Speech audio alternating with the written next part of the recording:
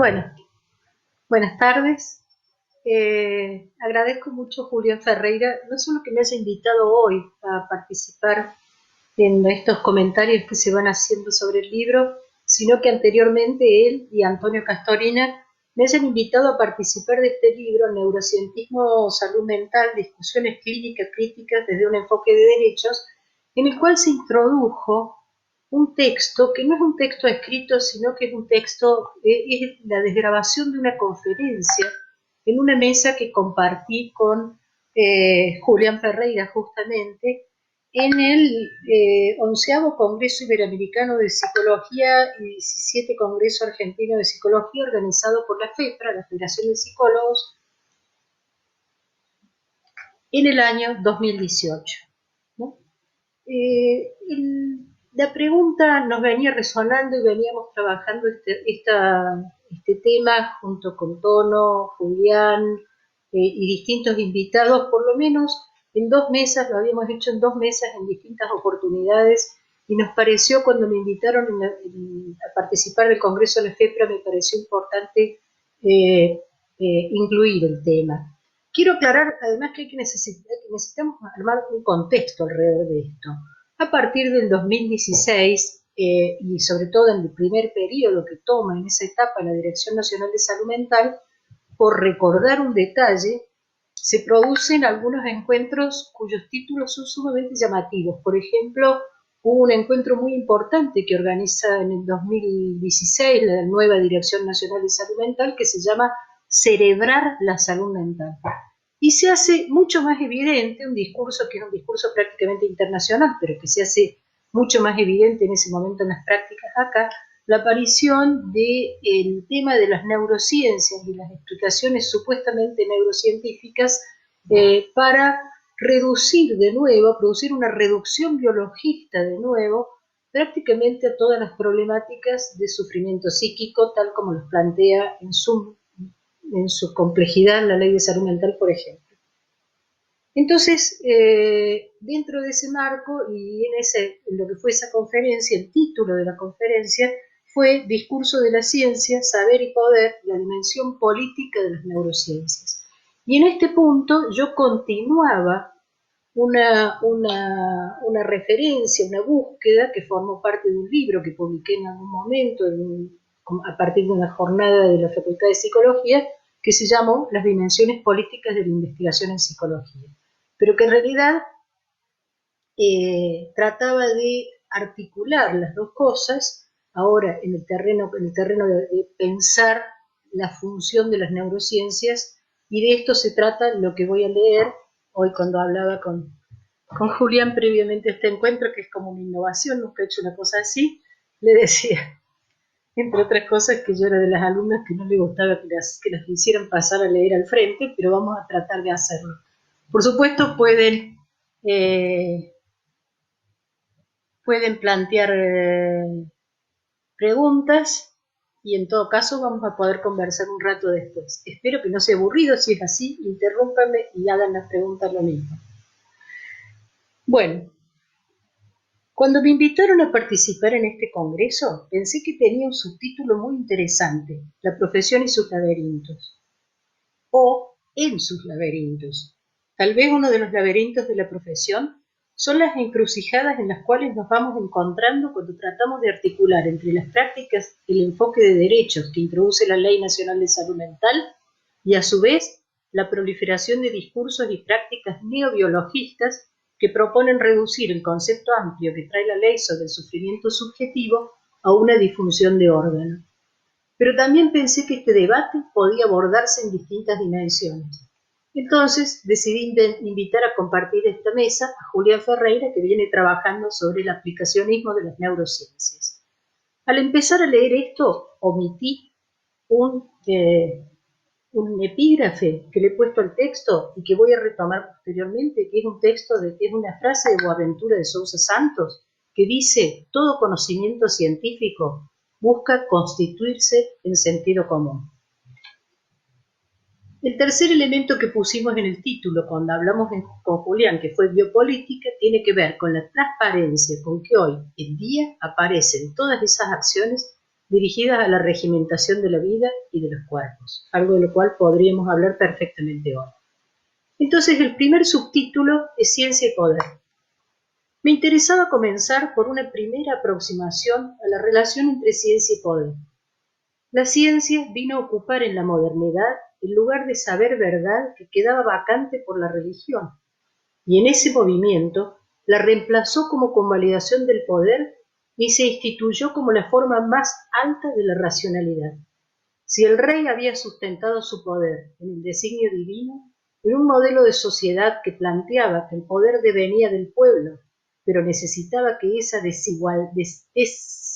designación popular se mantuviera dentro de los límites de una desigualdad distributiva esencial, se necesitaba una razón o verdad que valiera para todos por sobre el conflicto, una verdad, entre comillas, objetiva. Esto coincidió con el nacimiento de las ciencias en el sentido moderno, o sea, con la idea de la ciencia como una búsqueda de la realidad de las leyes y de las normas inmanentes a la misma. Ya no eran las leyes de Dios, sino las de la naturaleza. El modelo de las ciencias naturales modernas constituyó un soporte ideológico de comprensión de lo social. De alguna manera, decir es natural o no es natural, o decir probado científicamente, permitió, por ejemplo, convalidar normas morales como no es natural que dos personas del mismo sexo tengan relaciones sexuales. Y de ahí, del no ser natural, pasaba a la categoría enfermedad e inclusive articulaba con la moral. Por cierto, la construcción de la categoría científica de raza, el concepto científico de raza, fue el soporte ideológico de todos los sometimientos coloniales. Estamos hablando del deslizamiento que desde una cierta producción científica de época se hace, luego a su aplicación ideológica-política en muchos casos. Siguiente subtítulo: Darwinismo e ideología. Les voy a poner un ejemplo. Darwin hizo una importante investigación empírica para probar la teoría de la evolución de las especies. De hecho, fueron dos personas en la misma época las que hicieron esta teoría y como Darwin tenía más convalidación empírica, terminó siendo él reconocido como autor. La teoría de la evolución de las especies era una investigación de base empírica que venía a romper con una teoría religiosa, el creacionismo, y a instalar una cierta idea de continuidad entre el hombre y otras especies. En un solo movimiento reemplazaba la fe o el dogma religioso por la ciencia y recolocaba al hombre en otra posición en relación a la naturaleza. Si bien era una teoría del campo de las así llamadas ciencias naturales, fue trasladada directamente al campo de la teoría económica y social, y al hacerlo se creó una concepción de la sociedad humana como un conjunto de unidades en competencia donde el éxito del más apto produciría una selección natural, entre comillas, que a su vez mejoraría la sociedad y nos llevaría por el camino del progreso infinito. Es ahí donde se sitúa, en el corazón del pensamiento de las economías clásicas y neoclásicas, esta idea de la competencia como un fuego purificador que tiende al desarrollo de las naciones, entre comillas. De allí se desprende el principio casi dogmático de la necesidad de liberar los mercados, aunque en ese proceso pierdan los débiles. Una teoría científica da soporte de racionalidad a una concepción de la sociedad que naturaliza el capitalismo naciente. Independientemente de la validez de la teoría de la evolución de las especies, su traslación a una conceptualización económica política es definitivamente una utilización ideológica. Por cierto, a su vez, quizás solo en ese momento, y porque se constituía ese tipo de sociedad, era posible desarrollar la teoría que, simultáneamente, pensaron Darwin y Wallace. Este párrafo yo lo redactaría totalmente ahora, no pensando que se traslada una teoría, sino cómo se producen teorías que articulan entre ellas en determinados momentos históricos. Retornemos a la cuestión de las neurociencias. Julián decía recién que estaban por llamar Hospital de Neurociencias al Hospital Borda, una propuesta del gobierno de la Ciudad de Buenos Aires de transformar el Hospital Borda en lo que pasaría a llamarse un hospital de neurociencias en ese momento.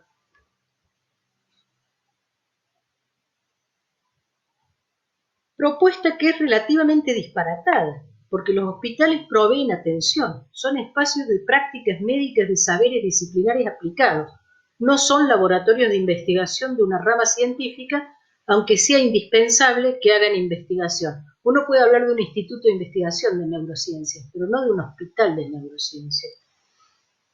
No hay un hospital de zoología, hay un hospital de veterinaria, porque la veterinaria es esa práctica que toma los recursos de la biología, de la zoología y de distintas ciencias para construir una tecnología de intervención. Entonces, un hospital no puede ser de neurociencias. Lo extraño es que tampoco lo plantean como hospital de neurología, que es una especialidad médica. Lo que se encubre con esto, es que parece consistir en fundamentar en un discurso biologista la persistencia de los antiguos hospitales psiquiátricos monovalentes. Lo que se intenta hacer es un movimiento político, sacar de la esfera de la ley de salud mental esos hospitales amparándose en un lenguaje científico. Acá viene un subtítulo que se llama Neurocientistas, el proletariado de una gran industria. Los verdaderos investigadores de neurociencias no suelen ser reduccionistas. Conocen las complejidades, limitaciones e incertidumbres de su disciplina. Recientemente, una investigadora de neurociencias básicas comentaba que pese a los avances de las investigaciones específicas en que participan, no necesariamente saben en qué práctica de intervención médica pueden ser aplicadas. Trabajan con células extraídas de una terminal nerviosa particular de ratones genéticamente creados y clonados para hacer esa investigación específica. Conscientemente de eso, cuestionaba la forma en que en muchos artículos de divulgación se utilizan supuestos descubrimientos científicos de neurociencias para terminar dando, por ejemplo, indicaciones sobre el cerebro, por ejemplo, de los niños. También decía algo que merece ser pensado. Los investigadores somos el proletariado de una industria monumental de la cual las neurociencias son las cabeceras. La ciencia y el mercado de las producciones científicas. Acá no voy a hablar del mercado de medicamentos y de patentes, que es algo de lo cual hay mucho estudio, mucho debate y mucha revisión en este momento particularmente, sino directamente de qué pasa cuando la producción científica entra en la esfera del mercado. No por sus resultados, sino como producción en sí misma. Lo que podríamos hablar de las épocas del capitalismo cognitivo. En los congresos internacionales de neurociencias es imposible ver todos los pósters por la cantidad que hay. Todas las investigaciones requieren de ser publicadas, porque los investigadores, para poder mantenerse en esa carrera, tienen que publicar en revistas de un determinado nivel de impacto y la publicación califica en su carrera según el nivel de la revista. A su vez, proponer para publicación un artículo en tales revistas puede costar una suma de 4 cifras en dólares o en euros. Se paga por publicar, y este pago no garantiza que el artículo vaya a ser publicado, solamente que se lo va a someter a revisión para ver si es publicable. A su vez, el acceso a las revistas es muy caro. Los investigadores pagan por publicar en lugar de cobrar derecho de autor, y la revista a su vez cobra por el acceso a los artículos, y ningún investigador puede desarrollar su tarea sin revisar esos artículos para estar al día con el estado del arte y el debate de su problema específico de estudio. Los equipos de investigación gastan parte de sus financiaciones en pagar por publicar y por acceder a las publicaciones, o lo pagan las universidades e institutos. El investigador no se puede mantener en carrera si no publica, y el equipo requiere de esas publicaciones altamente calificadas para conseguir financiación. Pero un experimento no siempre es exitoso, o no da resultados inmediatamente, o requiere tiempo que no coincide con los que fijan las necesidades de la carrera del investigador o de la burocracia de financiación de los equipos. Este proceso acelerado no deja de tener efectos en la investigación misma y abre un espacio de duda acerca de ella, potenciando la posibilidad de disimulos, encubrimientos o fallas. El mercado de la producción científica tiene sus riesgos. Por su parte, la investigación que se dirige al descubrimiento y convalidación de fármacos está fuertemente condicionada por las necesidades de ganancia de los laboratorios y ameritaría una exposición aparte. No siempre hay articulación directa entre la investigación básica de neurociencias y la producción de psicofármacos, que suele operar mucho más empíricamente. Arte de investigar o arte de curar. Muchos de los investigadores en neurociencias en la Argentina no son médicos sino biólogos. Hay menos médicos investigadores porque, como la formación de los médicos los habilita al ejercicio profesional, muchos que querrían hacer investigación terminan trabajando en alguna especialidad en función de necesidades económicas. Por su parte, muchas de las investigaciones en este campo son básicas, no aplicadas, y el enlace con la práctica concreta, con una práctica y un arte, como puede ser la medicina, no siempre es directo. Este eslabón de articulación, que podría devenir en patentes y en tecnologías, tiene sus complejidades en el campo del conocimiento en la era de la primacía del mercado. Pero ese enlace lo hace muchas veces la divulgación y el sentido común, o sea, aquello que no lo hace, no se termina haciendo desde un punto de vista de articulación entre ciencia y tecnología, deviene, sin embargo, en una articulación que hace el sentido común. Y una investigación que se hace con células del cerebro de un ratón clonado termina siendo usada como ejemplo de cómo se debe hacer el aprendizaje de los niños. Es un campo complejísimo. No coincido con posiciones de colegas en nuestro ámbito que descartan los conocimientos y discusiones de las neurociencias automáticamente, casi sin discusión, por una cuestión de postulados teóricos, a veces con enunciados psicoanalíticos. Ya Freud buscaba un enlace que lo llevó a escribir el proyecto de una psicología para neurólogos. Y en el encuentro que Henry A. convocó en Bonneval, los coloquios de Bonneval, para discutir sobre el inconsciente, en el que participaron las principales figuras del psicoanálisis francés, también hubo un capítulo de neurobiología e inconsciente, donde expusieron Claude Blanc, C.G. Lely y debatieron Serge Leclerc, Jean Laplanche, André Green, entre otros. Curiosamente, no así Lacan, que participaba del coloquio. Claro que en ambos casos los avances del conocimiento en neurociencias no eran lo que son ahora. Yo creo que es un conocimiento que necesitamos incorporar para poder interactuar con los actores interdisciplinariamente desde ese campo.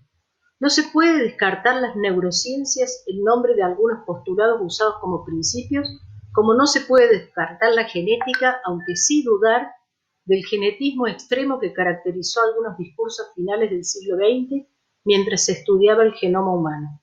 En el caso de la genética, todo el debate sobre la epigenética modificó la idea de causalidad lineal. Algo así puede pasar con los conocimientos del campo científico de las neurociencias. Hegemonía o complejidad. Por lo tanto, para nada se lo puede considerar un conocimiento que poco a poco hegemonice el campo de la comprensión de la subjetividad humana, o como se lo quiera designar, psiquismo, conducta, etc., y subalternice el resto de los conocimientos existentes en la comprensión de un fenómeno de altísima complejidad. Tal cosa conllevaría el riesgo de intervenciones no solo incorrectas, sino iatrogénicas. El deslizamiento ideológico lleva a una teorización supuestamente monocausal y a tomar decisiones a partir de ella. El ejemplo más grave aparece con la medicalización psicopatologizante de la infancia, una serie de, entre comillas, nosografías que se deducen por la conducta y a las cuales se le supone o asigna, sin prueba específica, una causa neurológica a la que a su vez se reduce a neuroquímica y por ende se centra la respuesta en un fármaco. Alrededor de eso se construyen supuestas pruebas científicas, entre comillas, como cuestionarios diagnósticos que se estandarizan poblacionalmente sin cuestionar el objeto que supuestamente evalúan y su construcción. Pongo un ejemplo. Revisaba una tesis de doctorado de otro país que tuvo apoyo de un laboratorio. La tesis era sobre signos y síntomas de ADHD y otras patologías en niños en edad escolar en una ciudad, y la herramienta era un cuestionario a responder por maestros y padres sobre conducta, a partir de lo cual se realizaba un diagnóstico para screening poblacional. Un estudio epidemiológico donde las muestras estaban adecuadamente seleccionadas y la herramienta supuestamente convalidada. Podría escribir un texto sobre qué es lo que pasa con la convalidación de estas herramientas y luego dar un ejemplo. Pero una vez que se las inventa, se las considera tan objetivas como si fueran una tomografía computada, que dicho sea de paso tampoco lo es una imagen. Aunque a veces no resistan un análisis en profundidad de sus supuestos. Dicen que Binet, preguntado sobre la definición de inteligencia, dijo: es lo que mide mi test. Hay un salto al construir las definiciones operativas en la construcción de las pruebas. En el caso de esta tesis que mencioné, cuando revisé, acá hay un subtítulo que dice test medicalizantes.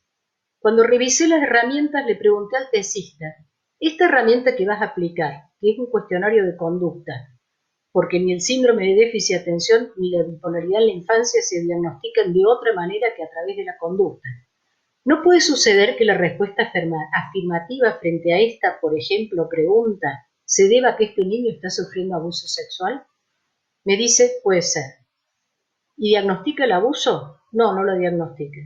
Y si responden afirmativamente esta pregunta, ¿no podría ser, dado que son un tipo de conductas muy frecuentes en niños que sufren episodios de violencia en el hogar, ¿no pueden ser propios de un niño violentado? Me dice: sí, puede ser. ¿Lo detecta? No, no lo detecta.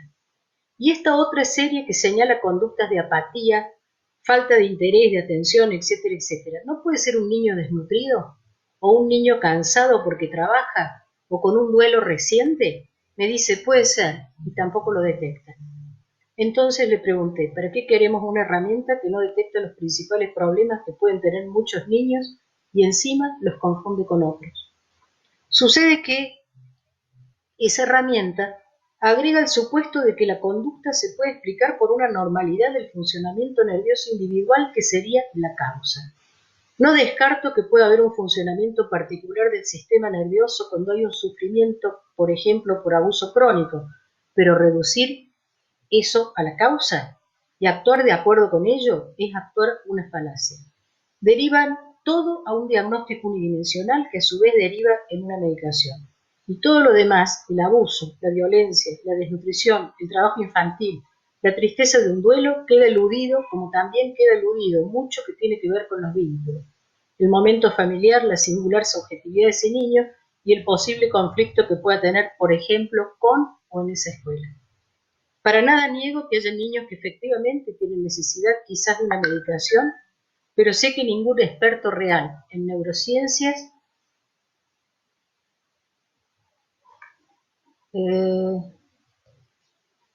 a ver un minutito.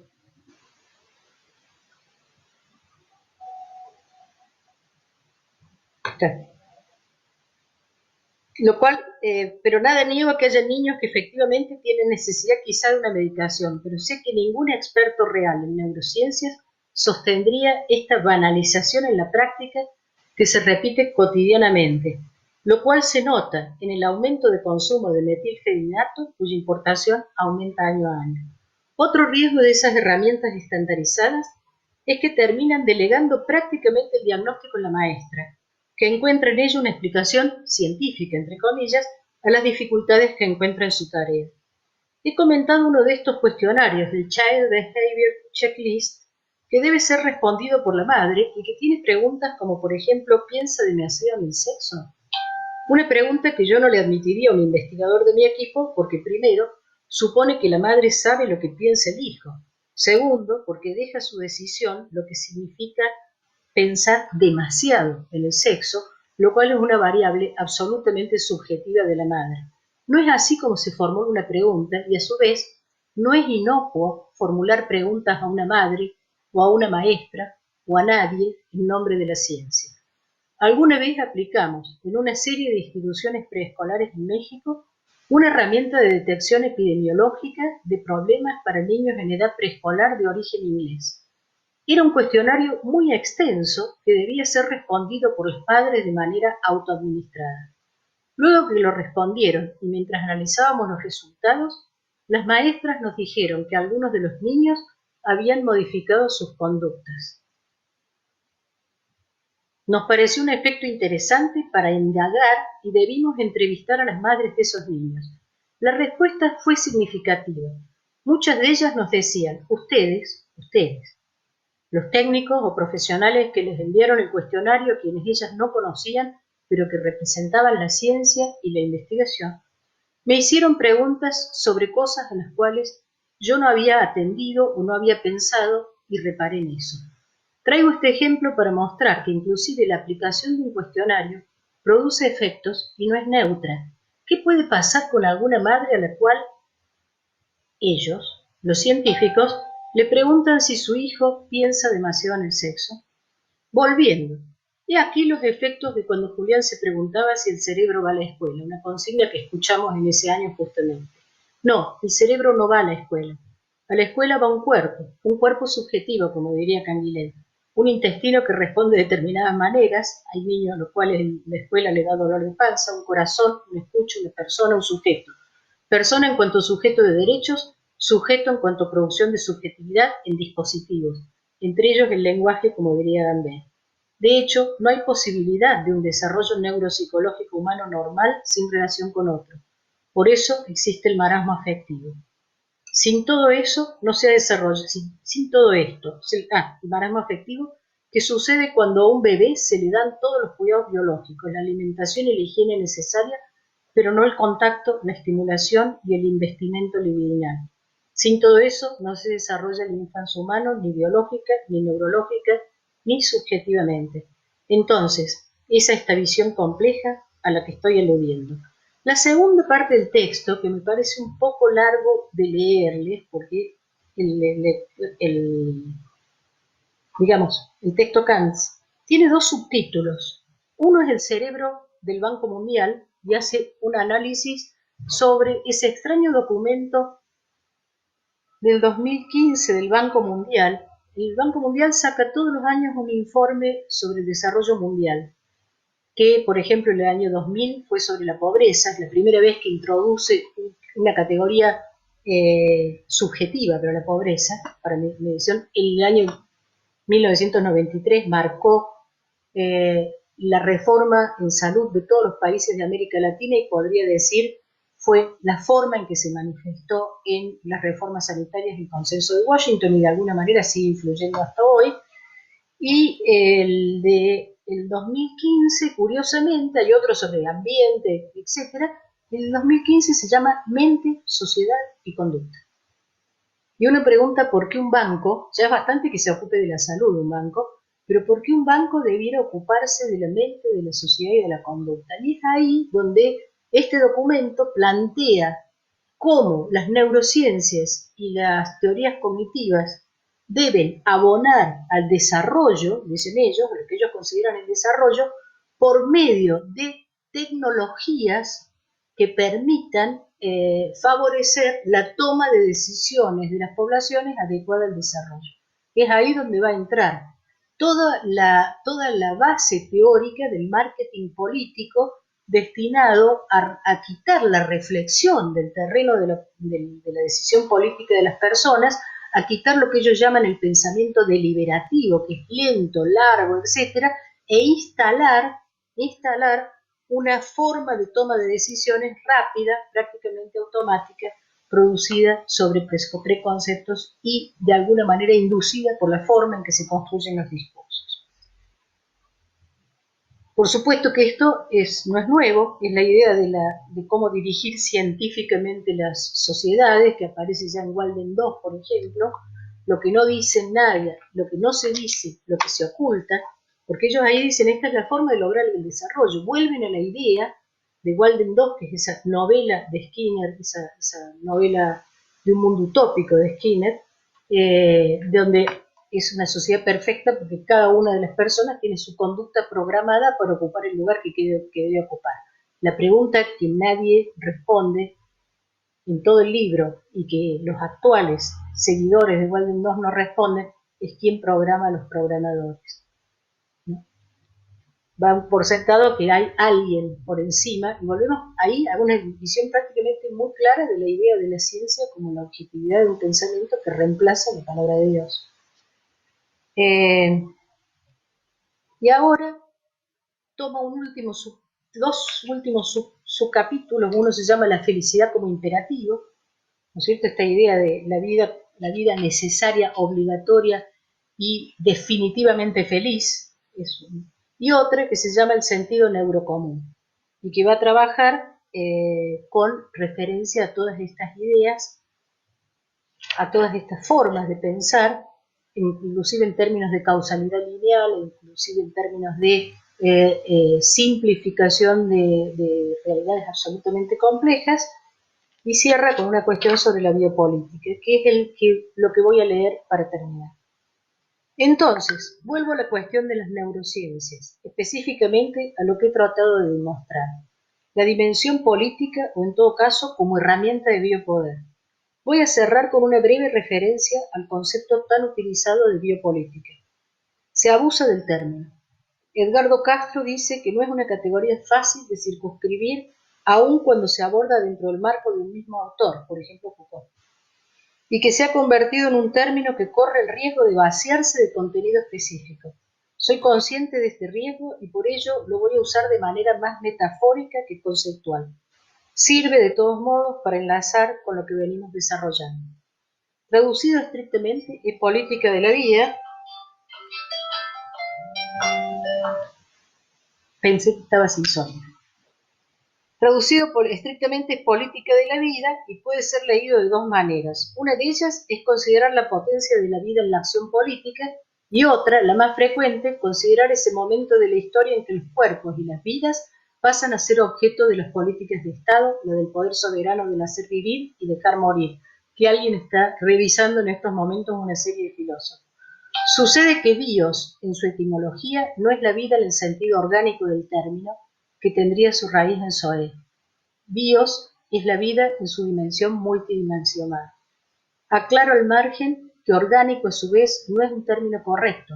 Es muy del campo psi decir que tal cosa tiene base orgánica. Todo tiene base orgánica, no hay subjetividad sin soma, pero el soma no es reducible a un órgano y ya no se piensa en el cuerpo como una articulación de órganos ni mucho menos. Se lo piensa de formas mucho más sistémicas. Esto para señalar que aún cuando se hace un reduccionismo biologista, no se lo puede hacer a un solo órgano, por ejemplo el cerebro.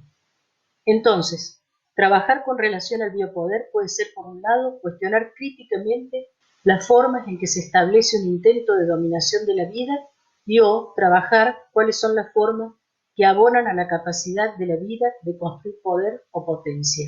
Y esto atraviesa desde las prácticas cotidianas clínicas diagnósticas hasta las acciones colectivas. Muchas gracias. Bueno, Sonia que me saluda.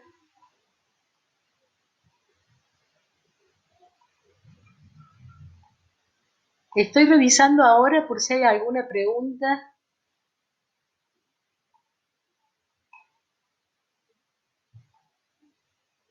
Acá hay personas que dicen que están de acuerdo con que el Hospital Borda no sea neurociencias. Creo que ese proyecto ya no está planteado de esa manera. Fue un momento. Dice que es indispensable, Eduardo Ibarra, es indispensable incluir a Boaventura de Sousa Santos en los contenidos académicos de salud pública. Efectivamente, es un autor que es muy interesante incluir, pero y nosotros trabajamos con el criterio del pensamiento médico-social latinoamericano, que tiene muchos autores latinoamericanos. ¿Quién me pregunta? Acá me están pasando otra pregunta. Pero si tuviera que recomendar en este momento algún texto de él, recomendaría las Epistemologías del Sur como uno de los textos para leer.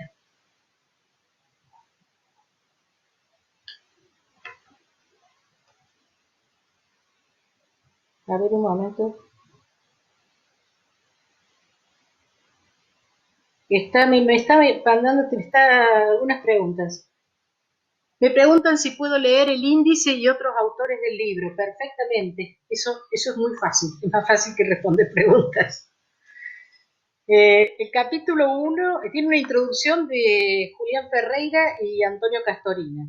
Un primer capítulo que se llama Aplicacionismo neurocientífico, problemas epistemológicos, clínicos y políticos en el campo de la salud mental, que es de Julián Ferreira y Antonio Castorina. El capítulo 2 se llama La hegemonía del sujeto cerebral y es de ambos. El capítulo 3, Neurociencia ficción, el dominio de una retórica o una retórica del dominio, por Santiago Rebasa. El capítulo 4 es de Emiliano Galende, que aporta las neurociencias a la salud mental, una discusión desde la psiquiatría. Capítulo 5, psicoanálisis versus neurociencias, de Julián Ferreira y Castorina. Capítulo 6, prácticas psicopedagógicas, la pregunta por la causa, de Norma Filidoro. El 7, construcción biosocial de la identidad, por Lucía Sicchia. El capítulo 8, neurodiversidad, cerebralismo, ciudadanía y vida cotidiana, por Julián Ferreira. Y el capítulo 9 es el que les acabo de leer, que me dejaron para el final.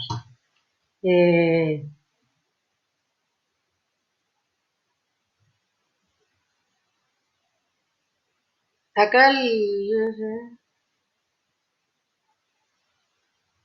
me pidieron que profundice el caso del Borda como hospital neuropsiquiátrico. Bueno, la Ciudad de Buenos Aires tiene una ley de salud mental, la 448, que es anterior a la Ley Nacional de Salud Mental y ya plantea una reconversión de los hospitales monovalentes psiquiátricos que no se terminó de ejecutar, pero durante el periodo en que el gobierno nacional, año 2016, que el director nacional de salud mental era Blake, plantea justamente este nuevo enfoque centrado en las neurociencias con algunos asesores importantes dentro del terreno de las personas públicas. En ese sentido, en esa misma época se plantea que el Hospital Borda iba a ser un hospital de neurociencias, lo cual fue realmente muy llamativo, porque lo dejaba por fuera del campo de los hospitales que figuran como teniendo que ser revisados por la Ley de Salud Mental, pero además lo colocaba como un instituto de investigación científica. O sea, el nombre me parece que finalmente fue desestimado. Dice Ernesto Pérez, el mercado de la producción científica forma parte del mercado de saber propio y el discurso universitario, donde producir papers de puntaje y más si son publicados por ciertas revistas científicas que van filtrando en esas evaluaciones tienen derecho a entrar en un nivel más alto de tecnologías manejadas por laboratorios, una verdadera mafia al servicio del capitalismo salvaje. Sí, lo que pasa es que más allá de la utilización del discurso universitario, en realidad están utilizando las universidades, porque cuando uno se fija, el altísimo valor de los medicamentos se suele fundamentar en que es muy cara la investigación, pero en realidad lo que es caro es la publicidad de los laboratorios. Hay una parte financiera, que es que tienen que tener los precios altos para mantener altas sus acciones en la bolsa, y por cierto, buena parte de las investigaciones se siguen haciendo en las universidades. Y las investigaciones, además, esto lo quiero aclarar, las investigaciones el terreno de la investigación lo definen los mercados, por eso existen los que se llaman enfermedades huérfanas, que son enfermedades tan poco frecuentes que como no constituyen mercado, no se hacen investigaciones aún cuando sean enfermedades sumamente graves que afectan la vida a nivel mundial de muchas personas. Antonio Arrué me pregunta, ¿todo poder es biopoder? Hola Antonio, qué gusto que estés. No, eso es para una discusión más larga. O sea, lo que sí quiero aclarar que yo no creo que la idea de biopoder sea una construcción capitalista. O sea, toda sociedad tiene una organización de regimentación de los cuerpos, que las mujeres lo sabemos muy bien porque es anterior al capitalismo. Me piden que repita el título del libro. El título del libro es Neurocientismo, Salud Mental, Discusiones Clínico-Críticas desde un enfoque de derechos. La editorial es Miño y Dávila.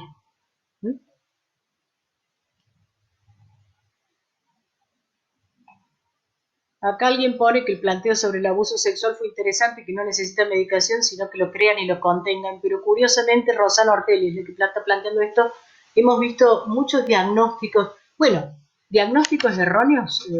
Si se usa esa herramienta, cuando yo evalué la herramienta, podía pasar tranquilamente por un niño con alguna déficit de tipo neurológico, un niño con síntomas que en otro terreno responden bastante bien a los que puede aparecer como manifestación de un niño abusado, por ejemplo. Me preguntan acá si no tenía ganas de dejar de leer, y sí, a mí no me gusta leer, pero estábamos trabajando sobre un capítulo. Eso mismo que leí ahí lo dije en algún momento. Bueno, me dijeron acá que se cortaba mucho la transmisión, que se cortó la transmisión, después en algún momento debe haber vuelto.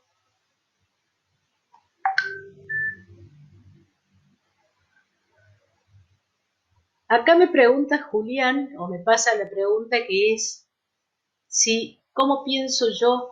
Es muy interesante, es una pregunta muy interesante. ¿Qué es lo que va a pasar con el terreno de la investigación dura sobre, casi diría biológica, dura, la investigación que está girando alrededor de este virus? Bueno, yo he estado leyendo cualquier cosa que uno diga sobre esta pandemia, aún yo que hice una especialidad en epidemiología, es una hipótesis agarrada con hilos, digamos, porque es un fenómeno que lo estamos estudiando en su complejidad en el mismo momento en que lo estamos atravesando.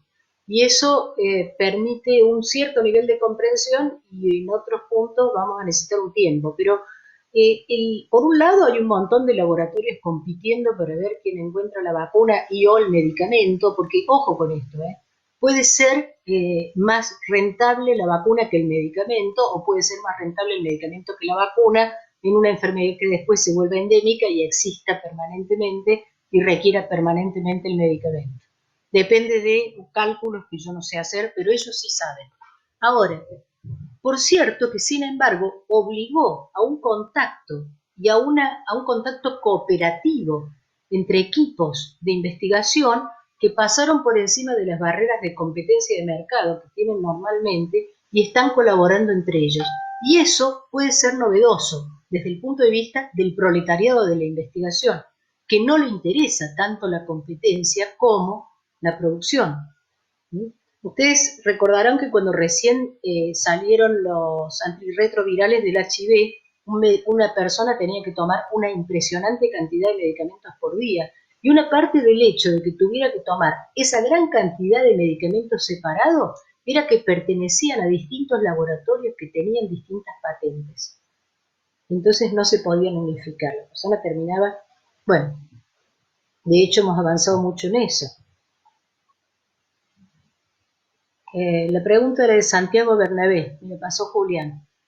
Recién estoy buscando información sobre el impacto que va a tener, el impacto en el sentido inmediato que va a tener sobre los terrenos de la investigación científica. Por supuesto va a haber un montón de financiación para esto, me imagino, ya la debe estar empezando a ver, y creo que no se va a cerrar únicamente investigación científica tampoco.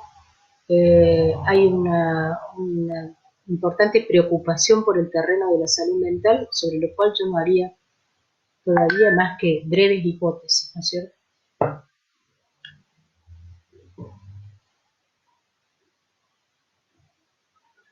Tengo una pregunta, me dice Julián Dinardi. ¿Alguna recomendación de algún texto sobre temática de sistémica para pensar la subjetividad en relación al soma sin caer en reduccionismo? Yo diría que lo primero que hay que abordar es hay que leer un texto que es indispensable, que es Lo normal y lo patológico de Canguilhem. ¿Mm? Y después me parece que más que pensar un texto en especial, hay muchas cuestiones. Alguna vez el pensamiento de lo psicosomático aportó, pero podríamos decir, tendió un puente entre dos cosas que en realidad no están separadas por ningún río. Me parece que tenemos que trabajar con algún conocimiento de abordaje interdisciplinario, irnos adecuando a pensar estas otras formas de estos otros discursos, algunos de ellos científicos. Acá la pregunta anterior, eh, una pregunta anterior, un momento porque son muchísimas.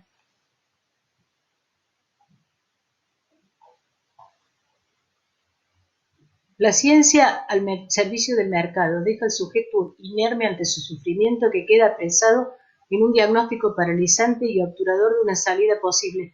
Efectivamente, bueno, lo que está en discusión ahora, lo que está en discusión ahora, definitivamente, es que si hay algo que se ha caído con esta pandemia, y se cayó con el caso de Inglaterra, Estados Unidos, etcétera, etcétera, es la idea de que el Estado es el mejor generador y distribuidor de recursos. Parece mentira, pero Italia tenía menos camas preparadas de terapia intensiva de las que tienen países mucho menos desarrollados. Las reformas neoliberales de los sistemas de salud europeos dieron por tierra con sistemas que tenían capacidad de respuesta, inclusive a situaciones epidémicas, y desmantelaron claramente su estructura. Y por cierto, no, la investigación no puede ser parte del mercado. Por ejemplo, si alguien descubriera hoy en día un medicamento sencillo que cura todas las formas de cáncer, yo creo que asesinan a la persona y queman la fórmula. Porque la industria de los medicamentos oncológicos es una parte fundamental a la cual se dirigió buena parte de la inversión que hasta hace 15 años se dirigía a la psicofarmacología, se derivó después a oncología. Entonces la idea de generar, o pongo otro ejemplo, la mayor parte de las investigaciones se dirigen ahora más a la atención de enfermedades crónicas que a la curación. Porque la enfermedad crónica es mucho más rentable, en todo caso, que la enfermedad aguda. La enfermedad aguda, infecciosa, etcétera, el negocio es la venta a los estados de las vacunas, ¿no?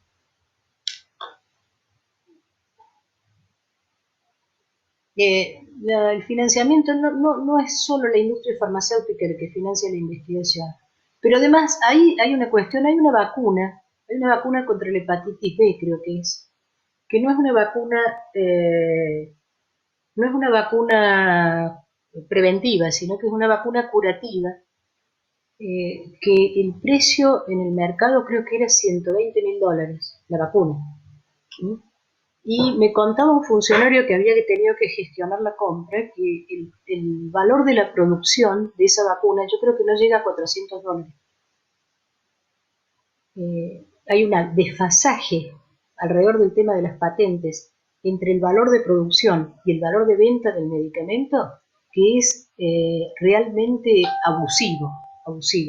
Y por supuesto eso configura medicamentos cada vez más caros, que van teniendo que interpelar o que los consuman solamente una pequeña parte de la población y los demás están destinados a morir por la misma enfermedad, o que los compren los estados, lo cual quiere decir que las sociedades enteras estén pagando la diferencia entre un valor de $400 y $120.000, que según ellos, no, creo que salía $80.000 y 120 sale el trasplante de hígado. Entonces ellos decían que lo que hacían estaba bien porque ahorraban $40.000 y un sufrimiento extra.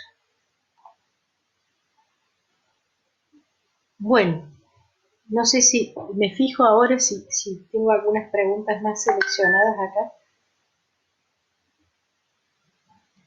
Me aclaran que el término biopolítica puede hacerse en sentido, sí, el término biopolítica es un término que yo lo dije al principio leyendo el texto y lo que dice Eduardo Castro, es un término que ya se está usando de una manera tal que probablemente es difícil definir ya su sentido.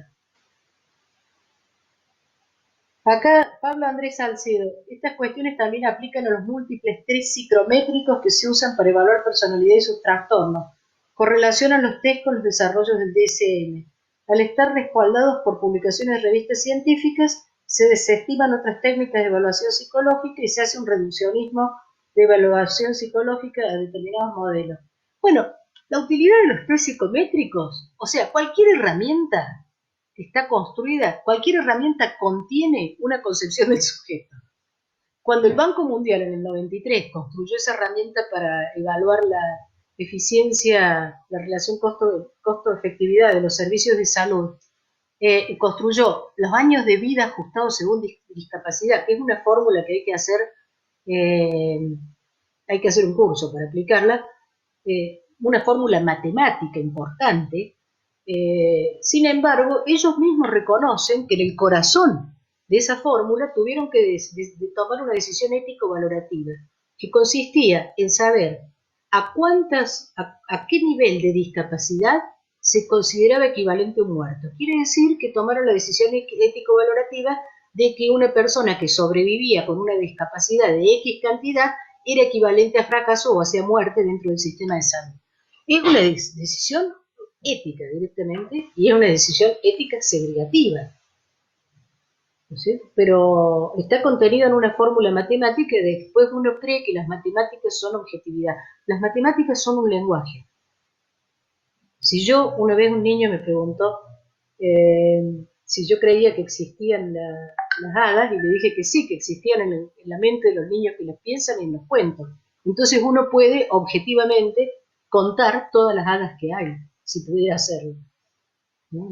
Las matemáticas son un lenguaje, el lenguaje matemático, y además no es sumamente sumas y restas. Bueno, vamos terminando porque tenemos más o menos una hora de transmisión. Les agradezco mucho que hayan compartido este espacio.